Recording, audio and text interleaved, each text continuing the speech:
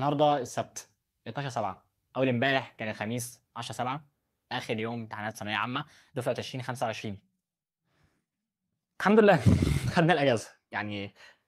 الحمد لله. الامتحانات حرفيا جت رخمه حبتين، يعني خلتنا نحس ان احنا استخدمنا 10% بس من دماغنا خلال السنه كامله، ولكن الحمد لله على كل شيء. خلصنا امتحانات، خدنا الاجازه خلاص الحمد لله. بس ثانيه، انت اكيد سمعت الجمله دي قبل كده: استخدم 10% بس من دماغنا، هو المفروض يعني 90% الثانيين نايمين. يعني انت حرفيا دلوقتي ماشي بنص دماغك. طب ده كلام منطقي يا جدعان، بس هل فعلا الانسان بيستخدم 10% بس من دماغه؟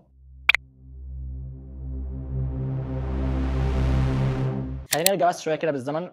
الخرافه دي ظهرت منين؟ اللي قال الجمله دي محدش يعرف هو مين بالظبط، بس في ناس بتقول ان اينشتاين هو اللي قالها. بس طبعا احنا مش بناخد الكلام كده ونصدقه على طول، يعني المفروض. فلو دورت ورا الموضوع ده مش هتلاقي انه قال اي حاجه عن الموضوع ده في اي حته. يعني الراجل بيتكلم عن الزمن، البعد الرابع، النسبيه، ما جاش مره قال لك انك بتستخدم مخك بالعافيه. وفي ناس بتقول ان اصلها راجع لعالم نفسي امريكي اسمه ويليام جينز، اللي قال مره ان معظمنا لا يستخدم كامل امكانيات عقله، بس ما كانش يقصد 10% حرفيا. بعدها بكام سنه صحف اشتغلت وحولت الكلام ده لجمله واحده: الانسان يستخدم 10% بس من دماغه. طبعا الافلام، السينما، هتسيب الموضوع في حاله؟ لا، نطلع بفيلم لوسي اللي بيقول لك اننا لو استخدمنا 100% من كامل قوانا العقليه من دماغنا هنقلب اكس مان. والموضوع بدا يظهر في كتب التنميه البشريه في بدايه القرن العشرين. ناس كانت بتقول لك انت عندك قدرات خارقه على فكره، بس مش بتستخدم 10% بس منها. يعني حاول تطور نفسك بقى عشان فاهم. وكالعاده الناس صدقت ورمت المنطق كله بره. يعني عندك قدرات خارقه يا جدعان، بس يعني محتاج اطور نفسي، اشتغل على نفسي كده وهاخد كورسات ان شاء الله. خالص فكك بقى من الناس دي.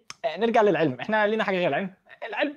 الدماغ البشري بيتكون من 86 مليار خلية عصبية تقريبا. اخواتنا بتوع علم علوم انتوا ادرى بالحاجات دي، انا كنت علم رياضة والله. المهم، العلماء لما عملوا حاجة اسمها اف ام ار اي وام ار اي لو ان تقريبا المخ كله بيشتغل، بس كل جزء بيشتغل في وظيفة معينة. يلا عقبالك كده لما تشتغل في وظيفة كده وتسقط فيها.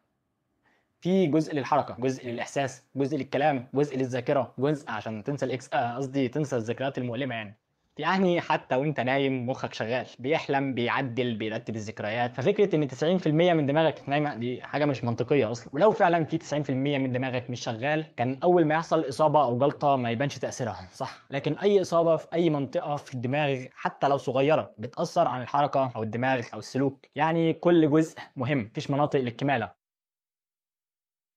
وبعدين اصلا المخ عضو اناني بيستخدم حوالي 20% من طاقه جسمك. يعني انت ممكن تكون قاعد ما بتعملش حاجه ومخك شغال ياكل في سكر اكسجين بيحرق طبعا سكر الجسم اللي هو الجلوكوز بقى وبتاع. الحمد لله على نعمه علم الرياضه يعني لو فعلا 90% من دماغك مش شغال، كان جسمك وفر الطاقه دي ووداها للعضلات وتبني بقى جسم، مش للمخ عشان يحلم بكوابيس بقى وبتاع. يا سيدي لو كنا بنستخدم 10% بس، ازاي بنعمل عمليات معقده، بنبرمج، بنلعب شطرنج، بنغلط ونحب؟ طبعا الكلام ده مش ليك انت حبيبي، ها؟ طبعا واحد معاك صاحبتك انت مروق دماغك، انت مية مية. يا اخي يعني حتى الغلط محتاج دماغ.